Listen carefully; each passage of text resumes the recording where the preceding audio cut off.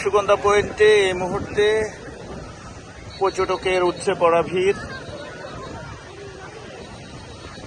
সমুদ্র সৈকত মোটামুটি শান্ত পরিবেশে রয়েছে, ঢেউ খুব সুন্দর ফুটছে এবং পর্যটকের সংখ্যাও প্রচুর রয়েছে।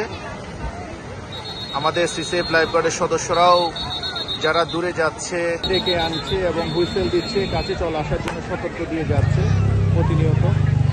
সকাল থেকে আমাদের লাইফগার্ড সদস্যরা যারা দূরে যাচ্ছে তাদেরকে হুইসেল দিয়ে ডেকে সতর্ক করছে বা ডেকে নিয়ে আসছে।